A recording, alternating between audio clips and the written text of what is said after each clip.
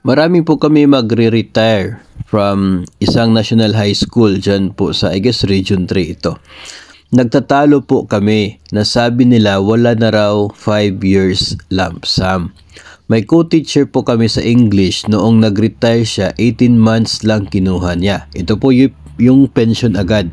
No, kasi kapag pension agad, may makukuha ka na 18 times ng pension mo tapos pe-pension ka na following month.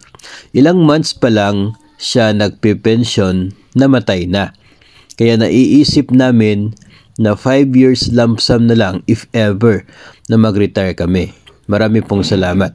So, isa po ito sa mga bagay, example, na dapat po nating talagang isiping mabuti kung anong option yung pipiliin kapag nag-retire. Yung pension agad ba or yung lump sum? Yung lump sum kasi 5 years na pension mo makukuha mo, no? Makukuha mo siya in advance. So kapag nag-retire ka ngayon, pag-process ng retirement benefits mo, equivalent to 5 years na pension matatanggap mo. Malaking halaga 'yon. Tapos pe-pension ka 5 years after. At least by that time, nasa kamay mo na yung good for 5 taon na pension.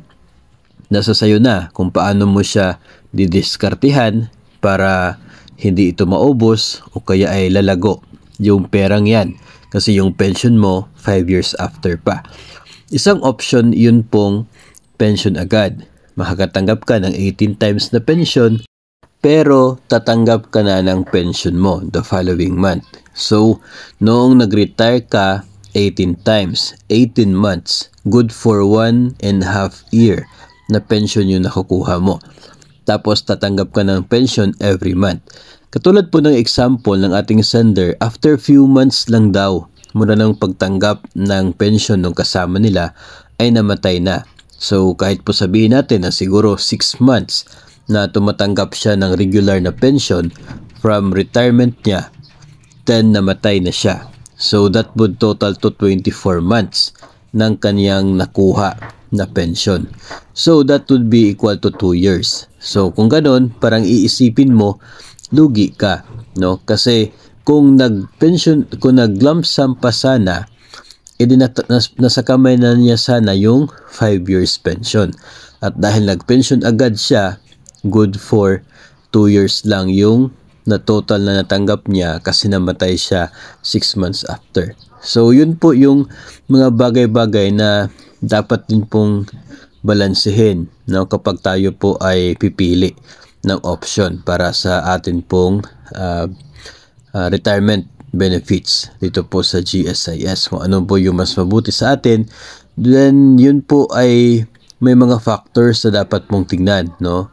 Depende po yan sa magiging monthly na cash inflow mo kapag ikaw ay nag-retire na kasi wala ka ng sahod. So dapat meron kang pumapasok talaga na pera para doon sa mga gastusin mo.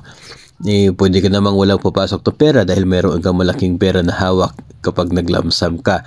Pero just make sure na aabot pa yan ng 5 years kasi 5 years pa bago ka tatanggap ng inyong regular na pension. So, pwede mo siyang ma-invest para tutubo at para hindi siya mauubos, no?